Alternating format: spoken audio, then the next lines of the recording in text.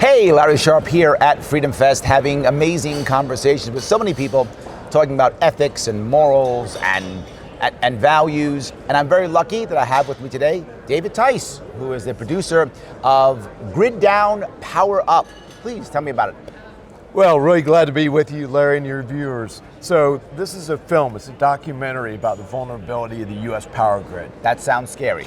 It can be very scary because if the power grid goes down for an extended period of time, and I'm not just talking about 3 or 4 days, I'm talking about more than like 2 or 3 months. 2 or 3 months sounds devastating. It would be devastating because actually electricity is a more important element than anything after air. It's even more important in water because we need electricity. Wait a minute, electricity is more important than water. Exactly, because we need electricity in order to make water. Got it. And therefore, it's more important because our municipal water systems will go down, our wastewater systems will go down, people will start dying of cholera, typhoid, dysentery, etc. Now, obviously, I'm worried. I live in New York City, so the city is going to be affected here. The city of New York City would turn into chaos within probably 5 days. Wow. Wow. Okay. That's we should be worried about this. Thank you. Wow. Okay, great. So Grid Down, Power Up, we have to be concerned about that. I'm glad you're here at FreedomFest.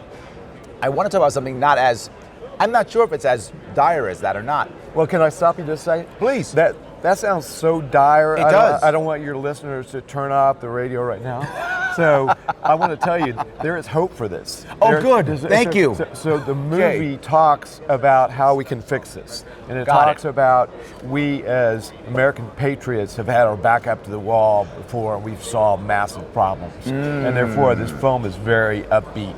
And it ends with choose power up, not grid down. See, we will fix this. So grid down, but we're still going to power up. Exactly. Okay, good. I feel better already. Yeah. Okay, good. Because what I wanted to talk about was kind of prosperity. Yeah. Right. That's what I was hoping to kind of talk about, and you've given me some hope. Thank you. Yeah. So I think what you're talking about is something that's universal, meaning whether you lean left or lean right in your politics, you still want energy. Right. You still want water, right? You still want air, no matter what. I think that's universal. I want to talk about something that's similar to that. I don't really care if someone leans left or leans right or is more progressive or more conservative. That's kind of their value system. I'm more worried about their ethics. Meaning, when is it okay to use coercion to, want to enforce your values? When is it okay to use persuasion, right? More your ethical value. At what point is it okay to go, do it? And at what point is that, let me just try to convince you, or let me walk away, whatever makes the most sense. So in that case, I think something you would probably agree with is, most people want to be happy. Right. Is that true? Very true. And I think if you look at that as happiness, the ability to say, have more happiness, be more harmonious, have more prosperity. If someone physically harms you, right, hurts you, punches you, shoves you, whatever, you're going to be less happy. Right. If someone tries to take your stuff or vandalize your stuff through either fraud or theft, you're going to be unhappy, right? Exactly. I would say every single time. How about you? Yes, agree 100%. So that's really a universal principle. Right. Right? Like a law of nature, like that. With that in mind, are there exceptions? Meaning, let me give you an example. If that's universal, if, let's say, you believe that for the greater good, we should, as a society, decide who should get married. Government should say, you can get married, you can't, you can.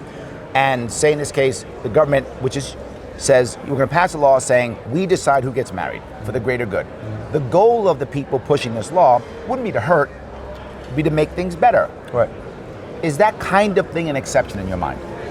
Well, it depends. The problem with that, Larry, is it depends on who's making that judgment. Okay. Because that person might make a judgment, it's better for a man and a woman to get married. Right. And therefore, but there's other people that feel like a woman to woman can get married, or a man to man can get married. Right. So who's the grand poobah? So, right, yes, right. So, but again, the person who's making it is going to be a government. It's going to be either a legislature or Congress or a president or something like that, right? They're going to be the ones doing it. But guess what? sometimes we don't agree with those legislators. Yes, that's absolutely true. 100%. So you would say there's not really an exception in that one. I agree. I think you have to look freedom first. And I know you lean towards the libertarian side as 100%. I do. And therefore, even though it seems like something that we might disagree with, if somebody's telling us what to do, freedom is paramount. Got it. So I'm hearing that this is really about human respect. Exactly. That even though I may disagree, Yeah. but hey, you do you, I'll do me, right? So I might not want to have that kind of marriage, but you do, and that's fine. Yeah. So that kind of goes back to our principle, a principle of human respect, saying don't harm people, don't take their stuff, and we'll have more happiness and more harmony, more prosperity. Exactly. So, all right, that's social. Let me go economic. What if the government says, hey, you know what?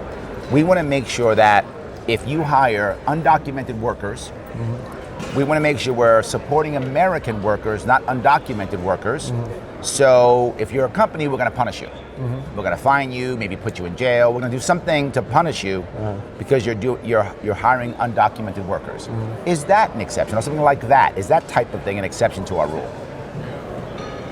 I'm not a student on this, Larry, and I haven't spent a whole lot of time thinking about it. But again, I like your opinion. You know, a lot of times there's these gray areas in the middle. Right. And then I would lean towards liberty, and I would lean towards. So even in that side, Yeah, I believe so. you would say, you know what?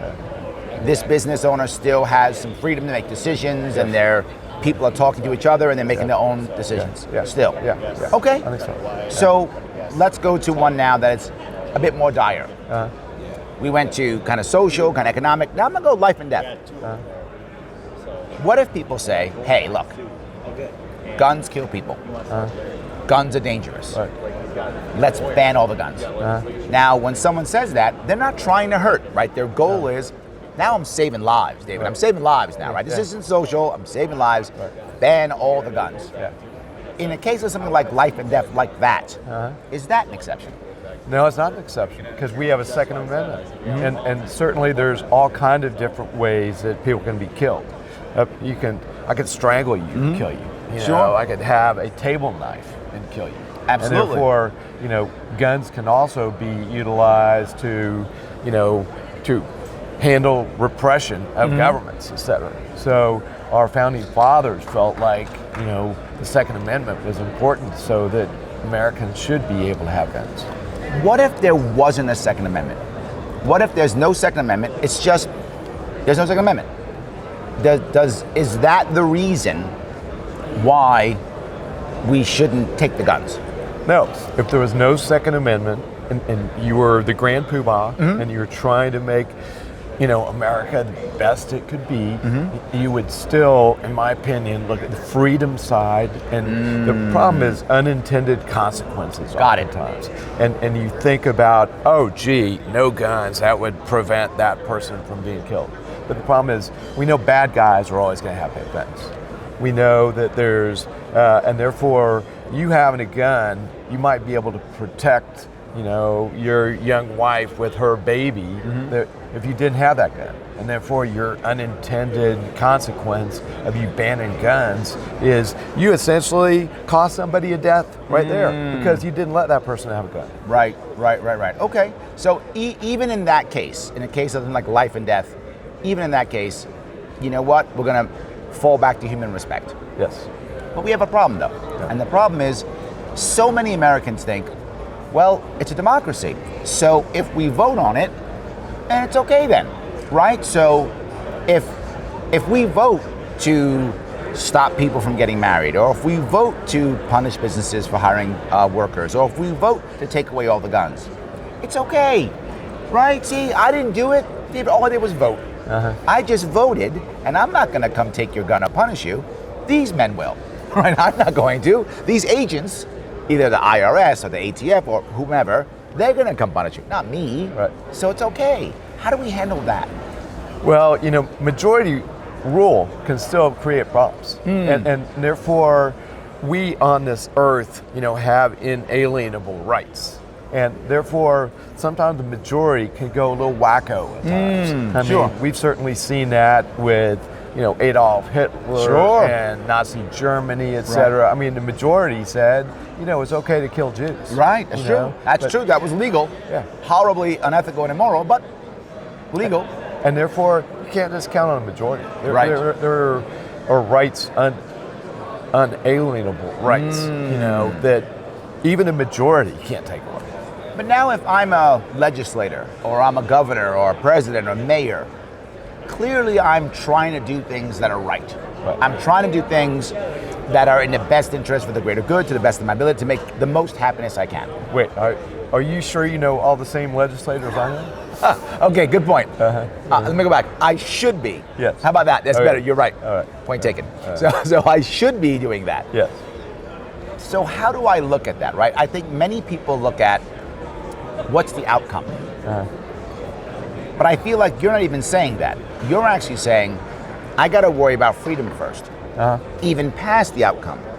What I'm saying is, freedom actually is, in my view, and tell me if I'm wrong here, the idea of me being able to have respect for myself and showing respect to others. Exactly. Right? And if I do that, then as long as they're showing respect back, we're pretty much okay. We can have the conversations. And that as a legislator, as a governor, mayor, president, my first place should be, all right, human respect first, then, right? That's the principle, that's the law of nature, right? That's why we're both wearing these, right? There we go, yes, absolutely, yes, I totally agree. That's where my head is. Does that make sense to you? Sure does. So I guess my last piece is, you see here, people are without question, back and forth, I'm left, I'm right, you're conservative, you're progressive, and now we don't want to talk, right? Because you're too progressive for me, you're too conservative for me, you're the bad guy, I don't want to talk to you. And it's gotten a lot worse in the last year and a half. Absolutely, worse and worse and worse. Yeah. How do you get past that? And my thought process is, if we begin with human respect, then maybe we can hear it. Because what you and I were talking about wasn't about whether we believe left and right was better, but when do we use coercion? When do we use force? And you've been clear, you think government's coercion and force also. So is human respect the key or no? I'd say human respect is very, very key.